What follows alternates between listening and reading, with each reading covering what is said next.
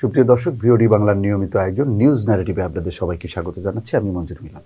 আপনারা জানেন যে সমসাময়িক নানা বিষয় নিয়ে আমাদের এই আয়োজন, আর এই আয়োজনে আমাদের স্টুডিওতে আমাদের সাথে যুক্ত হয়েছেন বিএনপির সহদপ্তর সম্পাদক তাইফুল ইসলাম টিপু। টিপু, আপনাকে ভিওডি বাংলা স্টুডিওতে স্বাগত জানাচ্ছি। ধন্যবাদ। আমরা আলোচনা শুরু করতে চাই জাতীয় পার্টি ইস্যু দিয়ে। আর জাতীয় পার্টি ইস্যুটি এই মুহূর্তে রাজনীতিতে একটি বড় চ্যাপ্টার, কেননা আমরা জানি যে ইতিপূর্বে আমরা দেখেছি যে জাতীয় পার্টির যে কেন্দ্রীয় অফিস যেটি রয়েছে সেটির সামনে একটি প্রতিবাদ কর্মসূচিকে ঘিরে আমরা দেখলাম সাবেক ভিপি ডাকসুর সাবেক ভিপি নুরুল হক নুরুর উপরে আইন শৃঙ্খলা রক্ষাকারী বাহিনী হামলা করেছে। এর পরবর্তীতে আমরা দেখেছি যে নুরু মারাত্মকভাবে আহত হয়ে তিনি হসপিটালে রয়েছেন। সেক্ষেত্রে বিভিন্ন রাজনৈতিক দলের নেতৃবৃন্দ তাকে দেখতে গেছেন, এমনকি প্রধান উপদেষ্টা প্রতিনিধি পাঠিয়েছেন, এবং শেষ পর্যন্ত প্রধান উপদেষ্টা তাকে বিদেশে নেয়ার কথা বলছেন। ঠিক এমন মুহূর্তে আবারও গতকালকে সন্ধ্যার কিছুক্ষণ আগে আমরা দেখলাম একটি মিছিল নিয়ে এসে কারা যেন জাতীয় পার্টির অফিসে আবার হামলা চালিয়েছে, সেখানে আগুন দিয়েছে।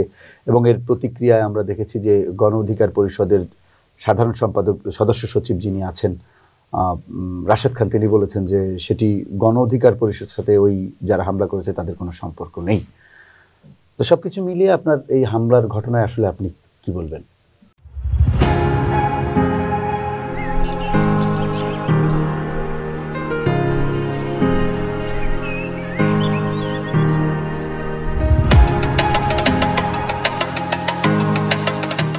আপনাকে ধন্যবাদ।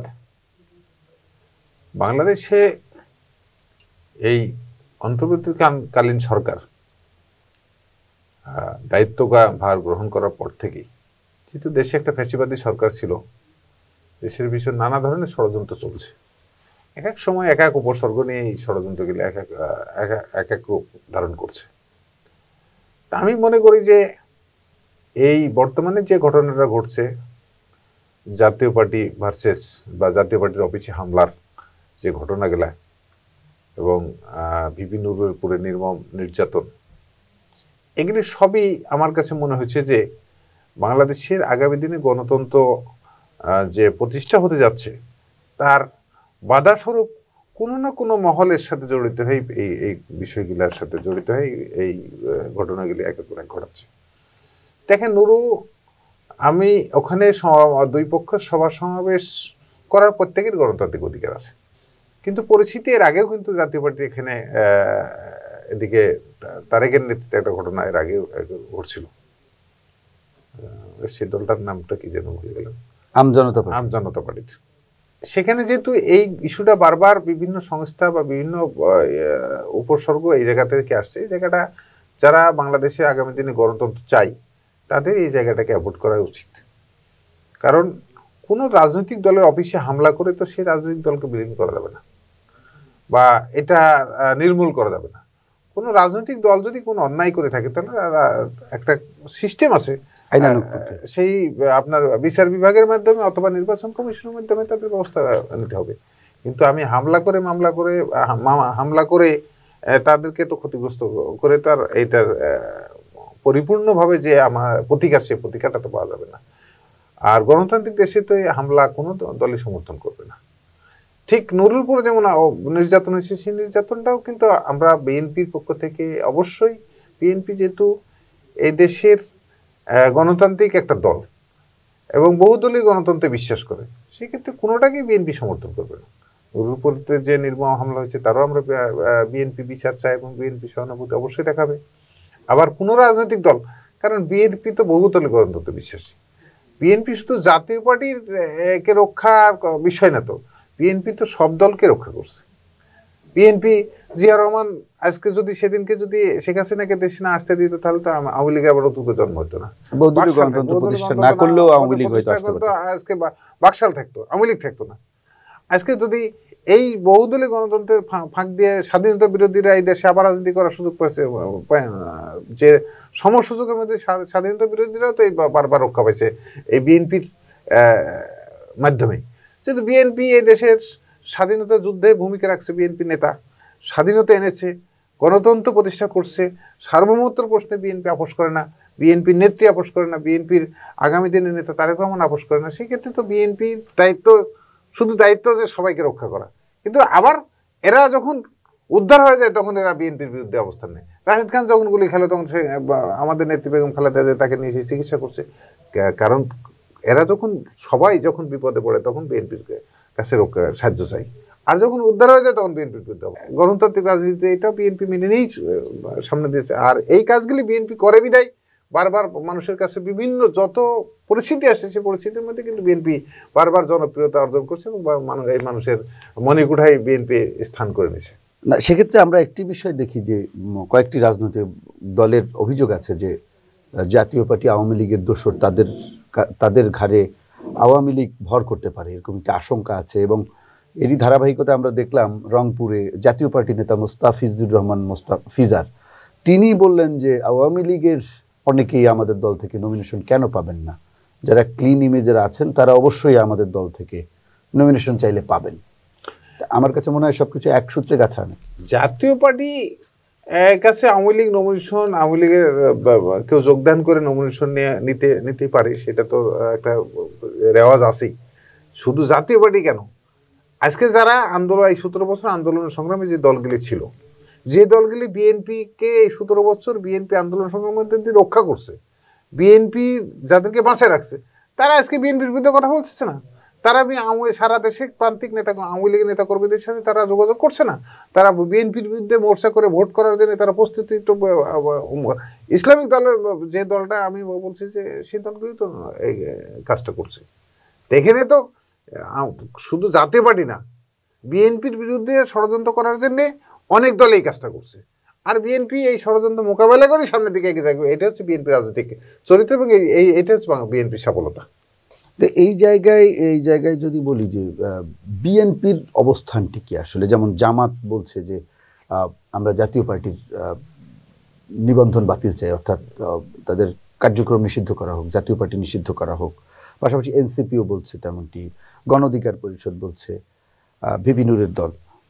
সেক্ষেত্রে এই জায়গাটায় বিএনপির স্পষ্ট অবস্থানটা কি আসলে? বিএনপির স্পষ্ট অবস্থান হচ্ছে, আমি আপনাকে বলি, সেটা বিএনপির স্পষ্ট অবস্থান, বিএনপি আগামী দিনে বাংলাদেশে গণতন্ত্র প্রতিষ্ঠা করতে যে সকল দলের অংশগ্রহণের মধ্যে দিয়ে গ্রহণযোগ্য এবং অংশগ্রহণমূলক একটা নির্বাচন চাই, সেই নির্বাচনের মধ্যে দিয়েই বাংলাদেশে গণতান্ত্রিক একটা সরকার প্রতিষ্ঠা হোক এবং বাংলাদেশের গণতন্ত্র যাত্রা আবার নতুন করে শুরু হোক। এটা হচ্ছে বিএনপির বর্তমানে মূল লক্ষ্য।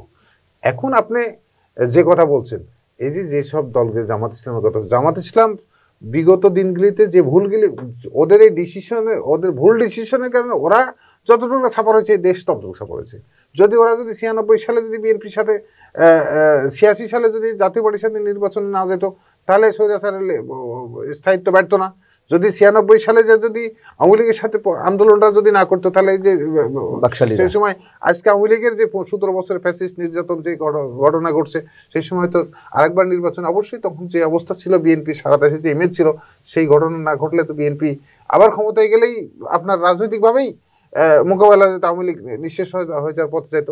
তার পরবর্তী পর্যায়ে যখন এই সরকার যখন নতুন করে আবার যখন আসলো, যখন যুদ্ধাপরাধের নামে যখন ওইসব ওদের নেতাদেরকে গ্রেপ্তার করে, তখন প্রথম পর্যায়ে যে রিয়াকশনগুলি দেখাচ্ছে, সেই রিয়াকশনের কারণে সরকার অ্যালার্ট হয়ে গেছে এবং বিদেশিরাও বাংলাদেশের জঙ্গি উত্থানের একটা আশঙ্কা দিয়ে ওই সরকারকে সমর্থন করছে। সেই কারণে সরকার লিঙ্গায়িত হয়েছে।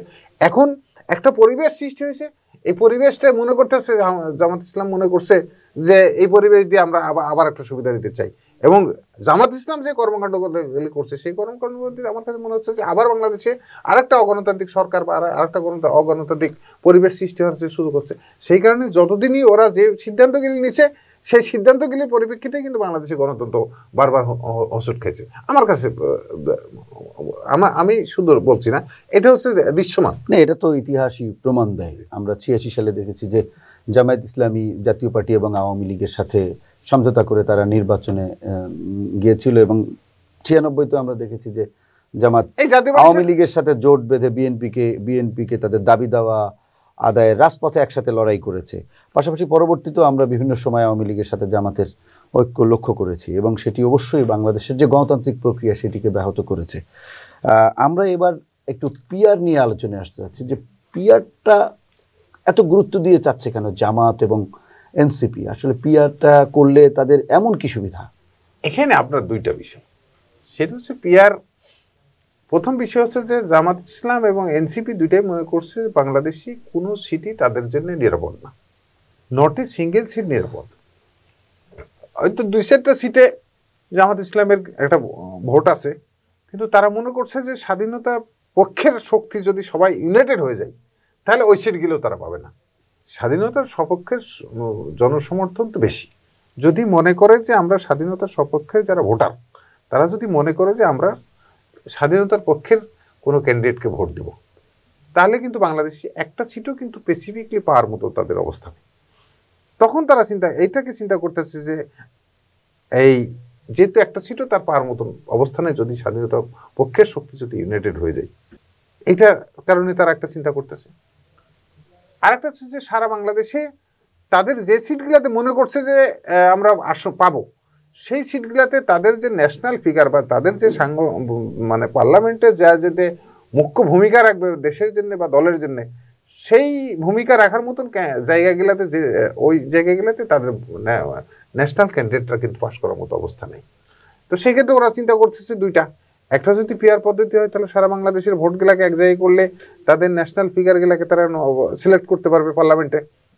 এক, দ্বিতীয় কথা হচ্ছে যে ওই যে স্বাধীনতার পক্ষের শক্তিরা যদি এক হয়, তাদেরকে যদি জিরো করার থেকে তারা রক্ষা পাবে, তার একটা সিটের সংখ্যাও তাদের বৃদ্ধি পাবে। যদি ফ্রি মানে পার্লামেন্ট ভোট যেভাবে হয় সেভাবে যদি হয়, তাহলে হয়তো তারা যদি কথা যদি তারা একটা সংখ্যা সিট পায়, তাহলে এই সারা বাংলাদেশে ভোটগুলো এক জায়গায় করলে সংখ্যাটা বাড়তে পারে। সংখ্যাটা বাড়া এবং ন্যাশনাল ফিগারের ন্যাশনাল নেতাদেরকে যাতে তারা প্রোভাইড করতে পারে, এটা একটা এই পলিসিতেই তারা কিন্তু তার দলীয় স্বার্থ বিবেচনা করে কিন্তু এই পিআর পদ্ধতিতে। ঠিক এনসিপিরও একই অবস্থা, যে বাংলাদেশে একটা সিটও নাই যে সিটে এনসিপি এককভাবে নির্বাচন করে পাশ করার মতো। তারাও চিন্তা করতেছে যে সারা বাংলাদেশে যদি 2-4-5-10 লাখ ভোট পাই, সেই অংশ দিয়ে যদি আমরা যদি একটা সংসদে প্রতিনিধিত্ব করার সুযোগ পাই, সেই কারণে তারা দুইটা দলই আমার কাছে মনে হয়েছে যে তারা তাদের সংসদে প্রতিনিধিত্ব সংখ্যা বৃদ্ধি এবং নিশ্চিত করার জন্য এবং ন্যাশনাল তাদের জাতীয় নেতাদেরকে সংসদে পাঠানোর এই প্রক্রিয়া হিসাবেই কিন্তু তারা পিআর পদ্ধতির এই প্রক্রিয়াতে গেছে। এর বাইরে আমার কাছে কিছু মনে হয়নি।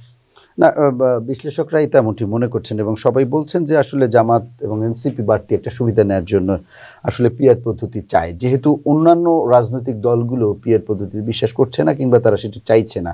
বিশেষ করে বড় দল বিএনপি, পাশাপাশি আরও যারা বিগত দিনে আমরা দেখেছি রাজপথে সক্রিয় ছিল আওয়ামী লীগের বিরুদ্ধে, তাদের অনেকেই সেটি চাচ্ছে না। যাই হোক, আমরা আলোচনার বিষয় একটু চেঞ্জ করতে চাচ্ছি, কারণ হচ্ছে আমরা জানি যে ডাকসু নির্বাচন একদিন পরেই হয়তো প্রচারণা বন্ধ হয়ে যাবে, অর্থাৎ 9 তারিখে, আগামী 9 সেপ্টেম্বর ডাকসু নির্বাচন, বহুল প্রতীক্ষিত অনেকদিন পরে। আমরা একটা সুষ্ঠু নির্বাচনের পরিবেশ সেখানে দেখতে পাচ্ছি, যেখানে একটা উৎসব মুখর পরিবেশ হয়েছে। ডাকসু নির্বাচন 2019 সালে হয়েছে ঠিকই, কিন্তু এই নির্বাচনটি আসলে একটু ভিন্ন মাত্রা যোগ করেছে এবং পরিবেশ একটা উৎসবের আমেজ তৈরি হয়েছে ঢাকা বিশ্ববিদ্যালয় এরিয়ায়।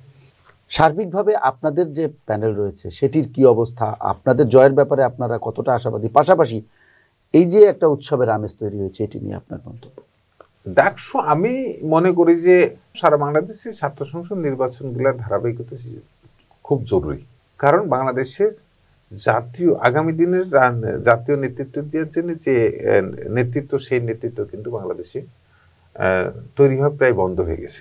কারণ এখন আপনাকে একটা বিষয় বলি যে সেটা হচ্ছে যে অনেকেই এমপি হচ্ছে, কেউ মন্ত্রী হচ্ছে, সেগুলো বিভিন্ন জায়গা থেকে চলে আসছে। মাঠে থেকে রাজনীতি করা প্রক্রিয়া, রাজনীতি করে কেউ যারা রাজনীতি করা আগে যেমন রাজনীতিবিদরা রাজনীতি করতে করে একটা পর্যায়ে আসতো, এখন কিন্তু এটা টোটালি বন্ধ হয়ে গেছে। এখন বিভিন্ন জায়গায় থেকে তারা বাংলাদেশেই তারা নাই, বিভিন্ন বিদেশে লেখাপড়া করছে বা পারিবারিক কারণেই তারা লেখাপড়া করে বা বিভিন্নভাবে একটা পর্যায়ে একটা আসতে আইসা হঠাৎ করেই তারা রাজনীতি আসছে এবং তারা এমপি মন্ত্রী হচ্ছে। কিন্তু রাজনীতির যে স্ট্রাগল, রাজনীতির যে দূরদর্শিতা, মানুষের সাথে যে সম্পর্কটা, এই সম্পর্কটা এখন রাজনীতিতে প্রায় যাদের খুবই কম, তারাই কিন্তু এই এমপি নির্বাচনের দিকে যাচ্ছে। দেখেন, এই পরিস্থিতি কিন্তু সারা বাংলাদেশেই কিন্তু একটা পরিস্থিতির দিকে দেখা যাচ্ছে। সেই কারণে আমি মনে করি যে ছাত্র রাজনীতি থেকেই কিন্তু সারা বাংলাদেশের যত নেতা, ন্যাশনাল নতুন নেতা তৈরি হয়, তো সেই ছাত্র রাজনীতি প্রায় বন্ধ হয়ে গেছে। আমি সেই ক্ষেত্রে এখন যে ডাকসু এবং জাকসু নির্বাচনটাকে আমি আমার দৃষ্টিকোণ থেকে আমি মনে করছি যে একটা কোনো না কোনো গোষ্ঠীর একটা এজেন্ডা বাস্তবায়নের জন্য কিন্তু এই বিশ্ববিদ্যালয় কর্তৃপক্ষগুলি কাজটা এত তড়িঘড়ি করে এত শর্ট টাইমে, যে ডাকসুর 3 দিন পরে জাকসুর 3 দিন পরে দিয়েছিল রাকসু, পরিস্থিতির কারণে 5 দিন পিছিয়েছে।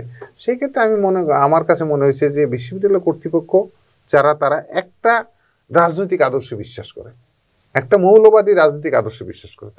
তারা চেষ্টা করতেছে যে এই জায়গাগুলোতে মৌলবাদীদের ছাত্র সংগঠন যারা, তাদেরকে কিভাবে প্রোভাইড করা যায়। সেই কারণে এরা তড়িঘড়ি করে এই নির্বাচনগুলি আয়োজন করছে। এবং নির্বাচনগুলিতেও দেখেন একটা শৃঙ্খলিত নির্বাচন, উৎসবমুখর না। কিন্তু আগে নির্বাচন, রাকসু নির্বাচন সে জাতীয় নেতারা প্যানেল পরিচিতিতে গেছে, হলে গেছে, বিশ্ববিদ্যালয়ে বিভিন্ন অলিগলিতে বিভিন্ন নেতারা স্লোগান দিচ্ছে, মিছিল করছে। এটা হচ্ছে নির্বাচনী আমেজ যেটা বলে। এই নির্বাচনী আমেজ আপনার আসলে কোথাও নাই। হলগুলিতে আমার কাছে যেটা রিপোর্ট আছে, হলের প্রবর্ষা একটা সংগঠনের ব্যানারে ভোট চাচ্ছে যারা নির্বাচনের দায়িত্বে আছে। একটা হলের ভিতরে ভোট চাইতে যাওয়া যাবে না, হলের ভিতরে মিছিল করতে যাওয়া যাবে না। তা আমার ভোট তো হল সংসদ নির্বাচন হবে, হলের ভিতরে মিছিল মিটিং করবো না? অবশ্যই হল সংসদে মিছিল মিটিং করার কোনো পরিবেশ নেই। সেই ক্ষেত্রে আমার কাছে টোটালি মনে হয়েছে যে তড়িঘড়ি করে নির্বাচন দেয়া, এই নির্বাচনের মধ্যে একটা কোনো না কোনো ধরনের একটা দুর্বিষহ একটা ষড়যন্ত্র আছে। এবং আমার কাছে মনে হয়েছে যে কোনো একটি সংগঠনকে প্রিভিলেজ দেওয়া বা প্রতিষ্ঠা করার, রাজনৈতিক স্বীকৃতি দেওয়ার প্রক্রিয়া হিসাবে রাকসু এবং জাকসু নির্বাচনের ব্যবস্থা করছে। এবং যদি আল্লাহ না করে তাদের এই প্রক্রিয়া যদি সফল হয় এবং নির্বাচন ফেয়ার হবে, আমি বিশ্বাস করতেছি না, জানি না কোন ঘটনা ঘটাবে। যেহেতু তাদের সম্পর্কে আমি রাজশাহীবাসীতে ছাত্র রাজনীতি করা অবস্থায় আমার ওই মতাদর্শের ওরা পারে না এমন কোনো কারণে। তো সেই ক্ষেত্রে আমার কাছে মনে হয়েছে, এবং খুব প্ল্যান হইতে করতে পারে, অন্যরা যেমন প্ল্যান হইতে করতে পারে না। সেক্ষেত্রে তারা যদি প্রতিষ্ঠা হয়, তাহলে বাংলাদেশের জাতীয় রাজনীতিতেও কিন্তু একটা বড় ধরনের প্রভাব পড়বে, যা বাংলাদেশের গণতন্ত্রের জন্য এবং আগামী দিনের গণতন্ত্র মানা যারা প্রগতিশীল মুক্ত চিন্তার মানুষ, তাদের জন্য কিন্তু একটা কঠিন বার্তা তৈরি হবে, যেটা বিগত দিনগুলিতে আমি দেখছি। এবং শুধু এটাই না, আমি জানি না জাতীয় নেতারা কি ভাবছে। আমি জাতীয় নির্বাচন কমিশনেরও কিছু যে আপনার নিয়ম করছে, যে এতটার বেশি বিলবোর্ড টাঙানো যাবে না, মাইকিং করা যাবে না, মিছিল করা যাবে না, পোস্টার করা যাবে না, এই বিভিন্ন রকম কিন্তু আমি শুনছি যে এগুলো নিয়ম করছে। এই আইনগুলোও কিন্তু প্রগতিশীল এবং যারা গণতান্ত্রিক রাজনীতিতে বিশ্বাসী সেই সব সংগঠনের জন্য কিন্তু ক্ষতিকারক। এইগুলার ওই মৌলবাদীরা কিন্তু এই বেনিফিটটা কিন্তু নিবে। কারণ বিএনপি সহ যারা হচ্ছে আপনার উদার গণতন্ত্রে বিশ্বাস করে, তারা মিছিল মিটিং স্লোগান দিয়েই হচ্ছে বিগত দিনে ভোট করছে। আর এরা করছে কি, আপনার অলরেডি এদের তো কোনো কিছু দরকার নেই। এই মৌলবাদীদের অলরেডি এরা কিন্তু এদের কর্মী বাহিনী দিয়ে মানুষের বাড়ি মহিলা কর্মী রেডি করছে, আপনার পুরুষ কর্মী, ওরা অলরেডি তাদের বাড়ি যায়, প্রত্যেকটা মানুষের বাড়ি যায়, তারা কিন্তু ভোট চাওয়া শুরু করে দিছে। অন্যান্য দল কিন্তু মিছিল মিটিং সভা সমাবেশ একটু করা ছাড়া কিন্তু এখন পর্যন্ত ভোট চাতে নামে নেই। সেই ক্ষেত্রে এই বেনিফিটটা, সুদূর প্রসারী বেনিফিটটাও কিন্তু তারা নেবে। এইটা আমি জানি না যে আমাদের এই যে যারা উদার গণতান্ত্রিক দলগুলো সেই বিষয়গুলোতে মাথায় নিচ্ছে না কেন। আমার কাছে আমি কিন্তু এই বিষয়গুলি চিন্তিত, আমি শঙ্কিত। কারণ আমি বাংলাদেশের রাজনীতিতে এই মৌলবাদীদের, বিশেষ করে জামাত ইসলাম এবং ছাত্র শিবিরের টোটাল রাজনীতি কোন কৌশল অবলম্বন করতে পারে সেইগুলি সম্পর্কে আমার মনে হয়েছে যে অনেকের চাইতে আমার একটা ধারণা বেশি।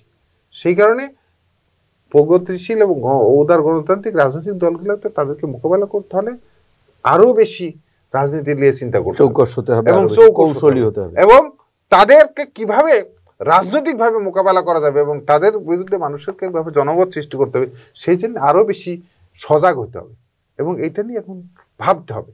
কারণ প্রতিপক্ষকে দুর্বল ভাবার কোনো সুযোগ নেই। এখন জয়ী হওয়ার ব্যাপারে আপনি কতটা আশাবাদী? নির্বাচন যেহেতু বলছেন আপনি আস্থা নাই যে বিশ্বাসযোগ্য হবে কিনা বা সুষ্ঠু হবে কিনা, সেক্ষেত্রে আপনার কি তাহলে এই নির্বাচনে জয়ী হওয়ার ব্যাপারে এত আশাবাদীর প্রশ্নই ওঠে না? মানে আপনার এই বিষয়ে না, আমি যদি সাধারণ ছাত্রছাত্রীরা যদি ঠিক মতন ভোট দিতে পারে আর প্রশাসন যদি আপনার ভোটটাকে যদি নিরপেক্ষভাবে তারা গণনার প্রক্রিয়া করতে পারে, তাহলে আপনার অবশ্যই স্বাধীনতার সপক্ষের যারা এবং যারা উদার গণতান্ত্রিক রাজনীতি বিশ্বাসী ছাত্র সংগঠন তারাই পাশ করবে এবং জাতীয়তাবাদী ছাত্রদল এখানে অবশ্যই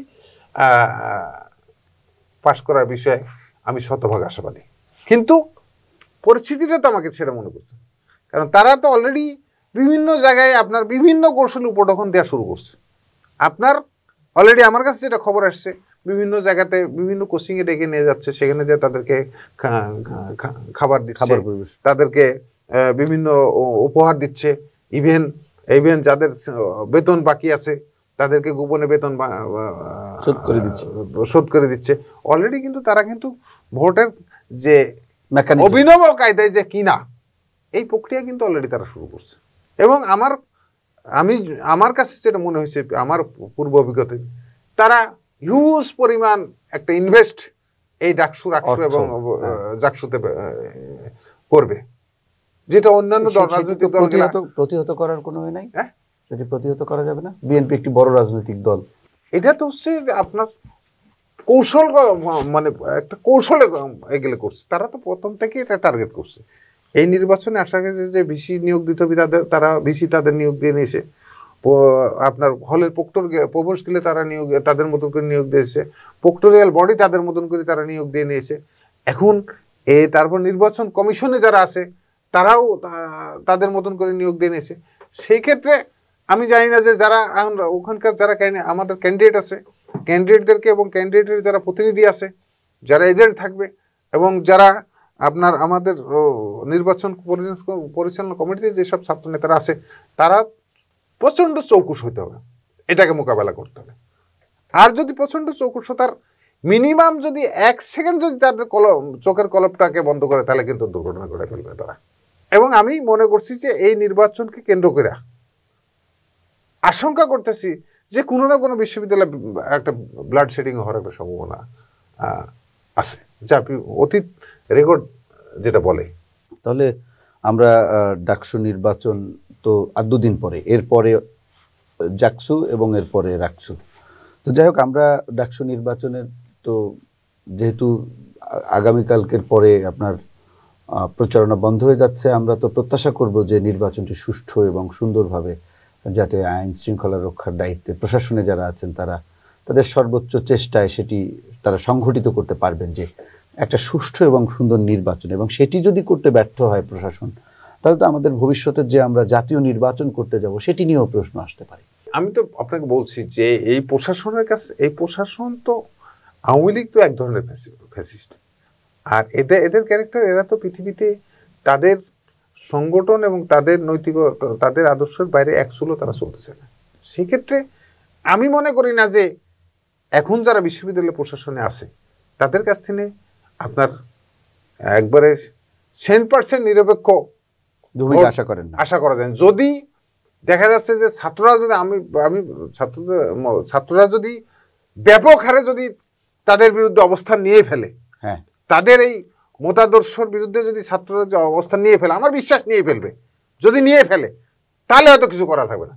কিন্তু 19-20-এর পজিশনে যদি থাকে, তাহলে এই প্রশাসনের কাছে 8 সালে যে প্রক্রিয়াতে শেখ হাসিনা ক্ষমতায় এসেছিল, এই প্রশাসন সেই প্রক্রিয়ার মধ্যে দিয়ে কিন্তু তাদের আদর্শের সংগঠনদেরকে পাশ করানোর চেষ্টা করবে। আপনাকে অসংখ্য ধন্যবাদ। আমাদের সময় শেষ, আমরা আজকের মতো এখানে শেষ করছি। ভবিষ্যতে হয়তো আবারও আপনাকে আমাদের মাঝে পাবো।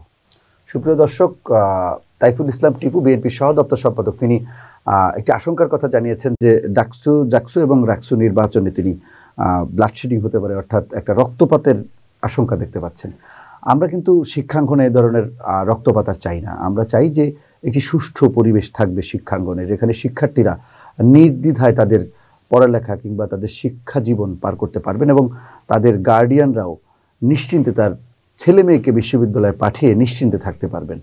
তা আমাদের সবার প্রত্যাশা সেটি। সবাই ভালো থাকবেন, সুস্থ থাকবেন, নিরাপদে থাকবেন। ধন্যবাদ।